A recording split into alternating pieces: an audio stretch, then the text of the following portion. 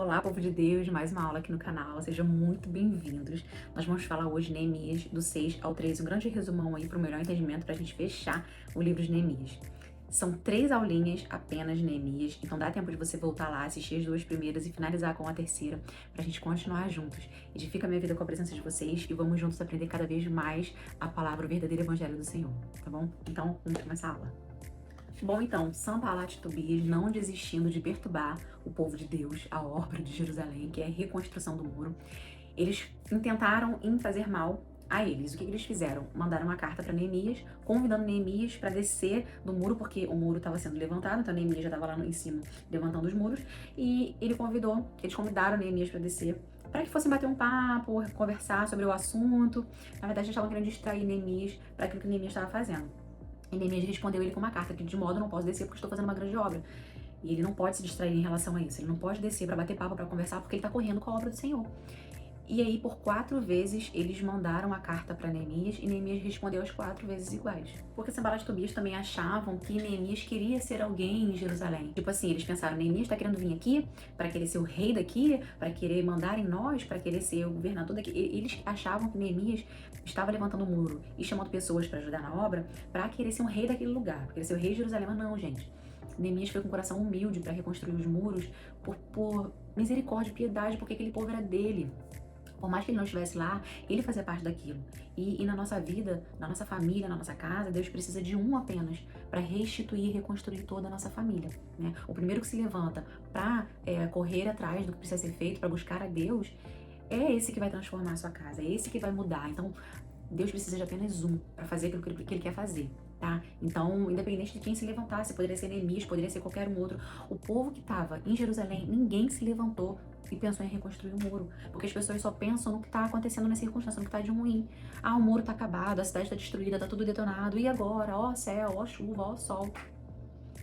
Neemias não, longe a beça, ele se posicionou, orou, sofreu, mas se levantou, jejuou e partiu para cima. E sozinho, chamou uma equipe lá, né? Foi com alguns homens de lá, tinham outros lá, eles se reuniram e começaram a levantar os muros. Então, assim, Sanbalat e Tobias acharam que Neemias queria se mostrar, queria aparecer, queria ser rei, mas não, gente. Ele estava ali fazendo uma obra para Deus. Gente, deixa eu falar uma coisa muito importante pra vocês. Na nossa vida cotidiana também é assim, tá? Tem pessoas que vão achar que você tá querendo se mostrar, tá querendo aparecer, tá querendo ser visto, mas na verdade você tá fazendo o que Deus mandou você ir fazer, né? Tem muito cristão que gosta de aparecer, mas tem muito cristão que prefere viver no off com Deus. Mas Deus vai e chama aquele que quer viver no off para poder ser visto em algum lugar e fazer coisas para Deus que só aquela pessoa teria a disposição de fazer. E muitos que estão na mídia aparecendo, fazendo e acontecendo, não têm disposição quando Deus chama para fazer algo. E aí a gente vê a diferença de quando homens levantam e quando Deus levanta. Não estou dizendo que as pessoas que estão na mídia aparecendo são homens que levantam. Não, tem muito de Deus ali. Mas a gente precisa ter o discernimento e entender aquele que quer se mostrar e aquele que foi levantado por Deus e nem queria estar ali, mas aí tá ali porque tá em obediência. E aí Deus capacita, Deus mostra, Deus direciona, Deus guarda, tá bom? E aí Tobias ficou muito revoltado porque Neemias não se rendia ao que eles queriam e ele continuou mandando cartas e cartas. E Tobias mandava carta para outras pessoas, para intentar as pessoas, para poder colocar fogo no parquinho, sabe? Até profeta entrou nesse meio. Até profeta de Jerusalém entraram nesse meio e ficaram a favor de Sanbalat e Tobias. Pra você ver, gente, você vê que até profeta, né, que ficam desnorteados da vida, não tem discernimento, entendimento para entender o que Deus está fazendo. Tem muita gente, tem pastores, profetas, tem levitas, independente da função que Deus levantou você para fazer, tem que ficar ligado. Tem que ficar ligado, porque Deus faz as coisas e você acha que as pessoas estão querendo se mostrar, aparecer. Não, gente. Então a gente tem que ficar ligado até nos que são levantados por Deus, porque são todos seres humanos, né? Pode deixar a humanidade gritar. Então, que nas nossas orações seja sempre assim, que diminua eu e o Senhor cresça, que a gente consiga enxergar com seus olhos, Jesus. Que a gente consiga ter a sua mente, Jesus, pra gente poder ver aquilo que o Senhor quer que a gente veja. Pra gente não cair nesse erro de apontar dedo com coisas que Deus tá fazendo. Aí, no capítulo 8, é onde a história de Esdras se encontra com Neemias. Porque Esdras vai lá e leva os pergaminhos de Deus, leva o livro, né? E ele sobe lá num púlpito que eles fizeram de madeira, Esdras sobe lá e fala os mandamentos de Deus. E é um momento assim muito importante, crucial, é um momento que as pessoas ouvem Esdras falando todas as leis e os mandamentos de Deus através das escrituras que Moisés fez, sabe? Que foi um servo do Senhor. E as pessoas choram, as pessoas se debrulham nas lágrimas, se humilha, suplica, pede perdão para Deus, porque ali eles entendem do amor que Deus tem por nós, da grande misericórdia e das coisas que Deus nos ensina para ter uma vida. Ali eles entenderam que o povo foi exilado durante tantos anos na Babilônia e tudo isso aconteceu com Jerusalém por conta das gerações, por conta do povo lá que adorava Baal, se rendia a outros deuses, matavam pessoas, sangue inocente, por todas as coisas terríveis que os antepassados fizeram e sobrecaíram sobre a vida de quem estava naquele momento lá. E durante 70 anos o povo ficou lá exilado na Babilônia, sabe? Então eles entenderam e caíram na real assim, caraca, então foi por isso que toda essa desgraça veio para Jerusalém, por conta do que todos eles fizeram. E se todos nós tivéssemos chorado, arrependido, suplicado, pedido perdão pelos pecados deles, além dos nossos, Deus teria abreviado esse tempo com grande misericórdia.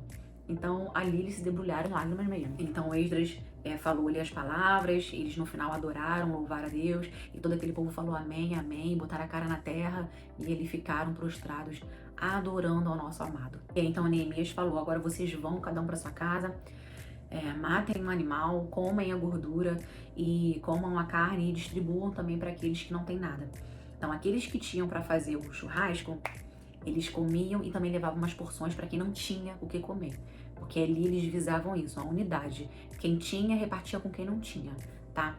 Então, assim foi feito. E ali também eles foram instruídos para que eles fizessem cabanas para eles morarem. Cada um saiu dali e foi pra lá pra Babilônia, e cada um fez a sua cabana e começaram a morar em cabanas. E eles acharam escrito na lei de Moisés que os filhos de Israel morassem em cabanas naquele período de festa, né, do tabernáculo, da solenidade, que eles morassem em cabanas ali. Eles saíram, começaram a construir cabanas naquele período para eles poderem ficar naquele tempo ali. E ali junto eles fizeram muitos jejuns, muitas orações, confessaram os pecados dos seus pais, confessaram os seus pecados, se arrependeram profundamente, e eles ficaram juntos ali em comunhão, em unidade. E de todos que selaram ali o concerto do Senhor, foi um total de 60 levitas, 21 sacerdotes e o governador, que era o Neemias. E naquele mesmo dia, foi lido no livro de Moisés que os anemitas e os amonitas não podiam entrar na consagração do Senhor. E Tobias era amonita. Então, ouvindo essas leis, o povo apartou o povo de Jerusalém, todos os amonitas, e não deixaram eles entrarem ali, porque naquela época, no Antigo Testamento, era assim, né? Tinha pessoas que podiam entrar, tinha pessoas que não podiam entrar. Hoje em dia, não. Depois que Jesus veio com a nova aliança, com o Novo Testamento, todos nós somos um só dentro da casa de Deus. Todos podem entrar, todos podem sair. A casa de Deus, a igreja, o templo, é para todos aqueles que querem buscar ao Senhor. Todos podem entrar, independente da religião, da etnia, da sexualidade, independente. Todos podem entrar. Mas naquela época não. Naquela época, na lei de Moisés, não podiam entrar essa galera aí, esse povo estranho no meio do povo de Israel. E assim foi limpo todo o povo estranho no meio do povo de Israel. E os levitas foram designados para o que precisavam fazer, os sacerdotes, todos eles, cada um foi designado. Neemias designou cada pessoa para fazer cada coisa naquele lugar, para poderem viver em paz ali, viver em comunhão, viver nas leis do mandamento do Senhor. E ele orou ao Senhor para que Deus não esquecesse do que ele fez com o povo, pro povo, do que ele fez na vida dele para ajudar o povo, para que Deus sempre se lembrasse pro próprio bem dele, tudo aquilo que aconteceu ali. E foi um período de 52 dias até a construção da obra do levante do Muro de Jerusalém. E a gente finaliza o livro de Neemias entendendo que o amor e a palavra e os mandamentos do Senhor é a nossa força. A gente pode tudo em Deus que nos fortalece. É Ele que nos fortalece, é Ele que nos capacita, é Ele que nos direciona. É Ele que nos faz andar por caminhos difíceis, ganhando e vencendo e avançando. É Ele, gente. Não tem como. Não tem como. A gente é pó.